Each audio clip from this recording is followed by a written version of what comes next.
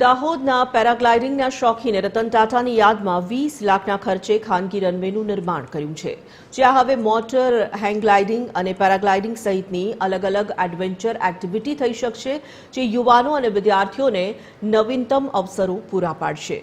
જોઈએ અમારો વિશેષ અહેવાલ.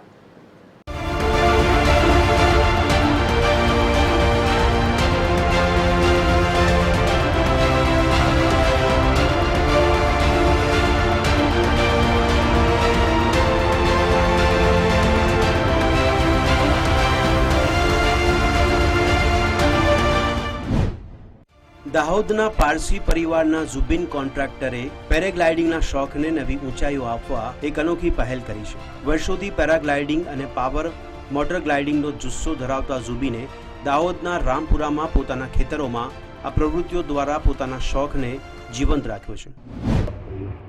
એક ઇન્સ્પિરેશન લઈને એમના નામે આ એક નાનો રનવે અમે બનાવ્યો છે, which is even named as Ratan Tata nano runway.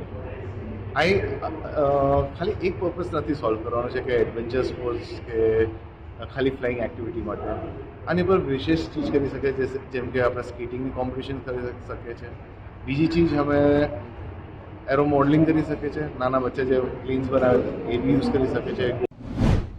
Arrow સ્પોર્ટ્સને પ્રોત્સાહન આપવા અને આજના યુવાનો તથા વિદ્યાર્થીઓને આ ક્ષેત્રે આગળ વધવા પ્રેરણા મળે તે હેતુથી ઝુબીને 20 લાખથી વધુના ખર્ચે રામપુરા ખાતે 2000 ફૂટ લાંબો અને 70 ફૂટ પહોળો અત્યાધુનિક રનવે તૈયાર કર્યો છે. એન્જિનિયરિંગ કોલેજની અંદર બચ્ચાઓ અમુક પ્રોજેક્ટ્સ બનાવતા હોય, જેના માટે જગાની જરૂરત હોય ને એક્સપિરિયન્સ કરવા માટેની જગા જોતી હોય.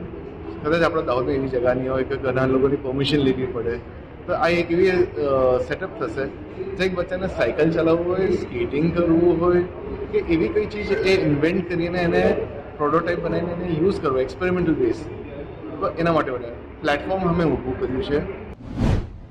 આ રનવે યુવાનોને નવીનતમ પ્રોજેક્ટ્સ અને એડવેન્ચરની દુનિયામાં પ્રવેશવાની તક આપશે. ભવિષ્યમાં અહીં પેરાગ્લાઇડિંગની વિશિષ્ટ તાલીમ શરૂ કરવામાં આવશે. એરફિલ્ડ દાહોદ અને આસપાસના વિસ્તારો માટે એક ઐતિહાસિક સીમાચિહ્ન બનશે. રતન ટાટાની સર્જનાત્મક ભાવના અને સમાજ પ્રત્યેની પ્રતિબદ્ધતાને આ પહેલ દ્વારા ઝુબીન સાચી શ્રદ્ધાંજલિ અર્પે છે.